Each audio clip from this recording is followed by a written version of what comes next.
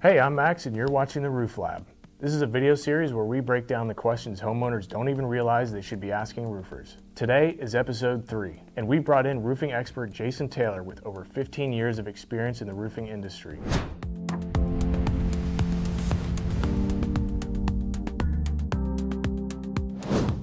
So most homeowners never meet the crew. How can they tell if subcontractors are actually good? Well, if I never got to meet the crew, that would probably be a red flag for me as a homeowner, because a reputable roofing company would have a crew lead that introduces themselves at the beginning of the project, right? So you know who the point of contact is, and if you ever have any issues that you need to communicate to them, right? If you do not get to meet the crew, and you absolutely want to go with this roofing company, make sure that the roofing company is certified through their manufacturer. The crews that they assign to the jobs also have to be certified through the manufacturer. So if you don't get to meet the crew, at least make sure there's some certification there to protect you and give you an idea that the crew at least is qualified. People hear premium shingle a lot. What does that actually mean and why does it matter?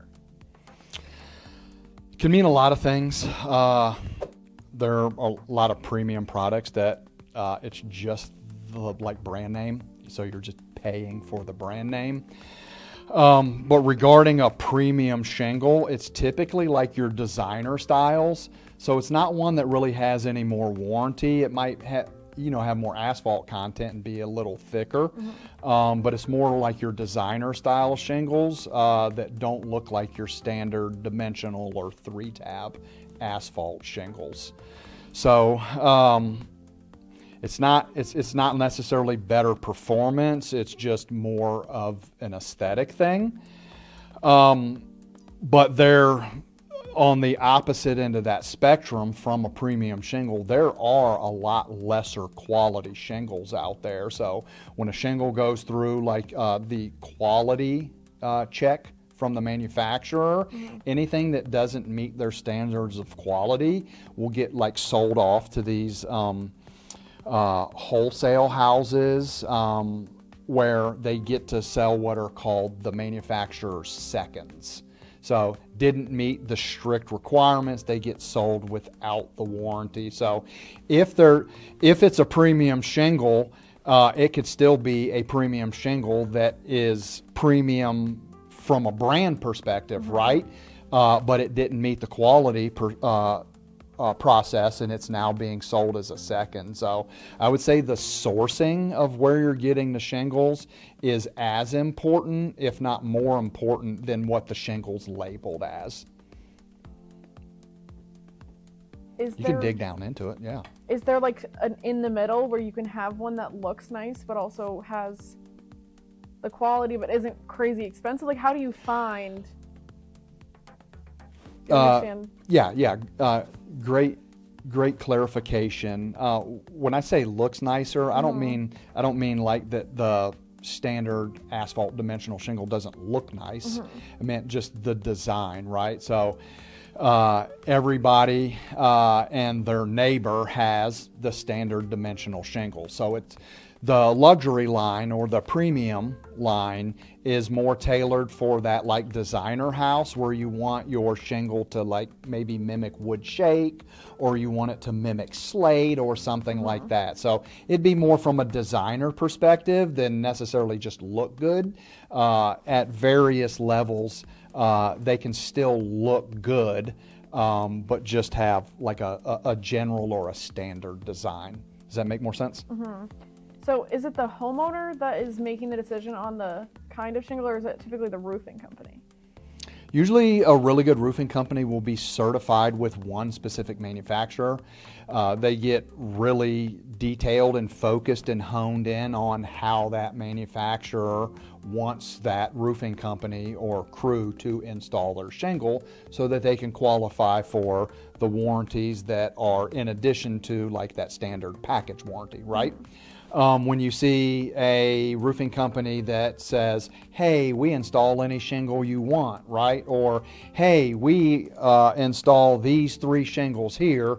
It's a roofing company that's more of like a marketing ploy at that point, because they don't want to eliminate a certain amount of customers, and they're relying on, hey, we install everything, versus, hey, we're really good at what we do with this particular manufacturer. And we're going to come and talk to you and educate you why it doesn't matter what manufacturer you go with. It's these other things that go into the quality of your roof. So if you have the right roofing company, it doesn't necessarily matter what they install. Why do some companies quote jobs without even stepping foot on the property?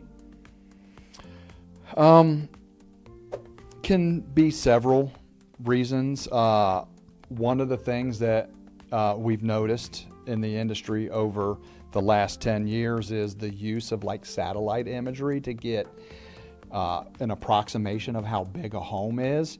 And we've seen these mailers go out, right, where they say, hey, here's a satellite view of your roof, your home, and here's how much it would cost to replace your roof. But if you notice, there's like a little asterisk or this little block of language down at the bottom that says, does not include flashing, additional layers, steep charges, and all of these other things.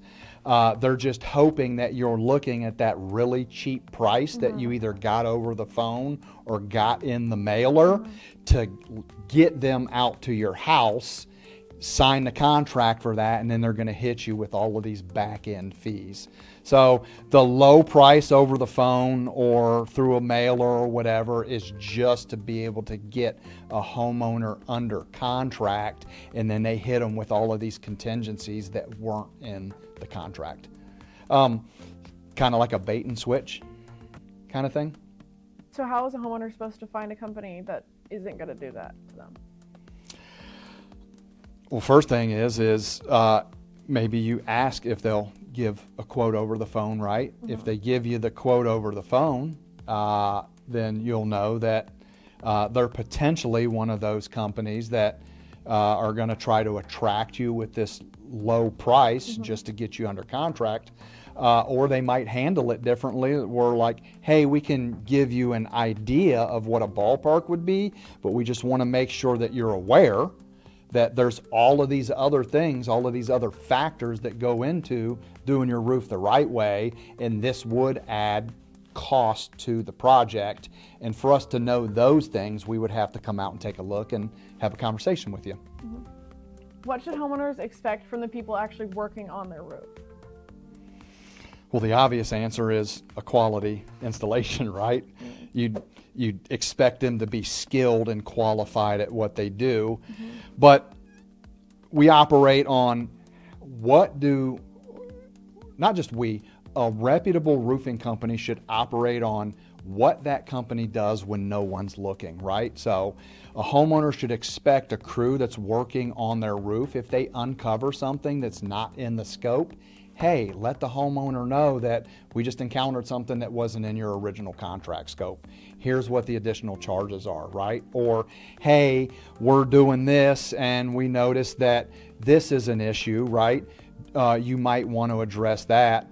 Or, hey, even though we know that you're not up on the roof watching everything that we're doing, Mrs. Smith, we want you to know that we are replacing and identifying and addressing all of these things that once we put the new roof on, you're not going to be able to see, but you have the peace of mind knowing that all of these hidden or invisible things were actually done. So what are the hidden and invisible things that you're talking about? Well, I touched on it a little bit earlier, but it's like when you tear the roof off, you don't know really the full condition of the wood. When we get in the attic, we can see what it looks like as the water has went all the way through the wood, but there are times where the wood looks good from the underside, and when you tear off, it has just started to warp or crack or rot out the wood and hasn't really went into the attic yet.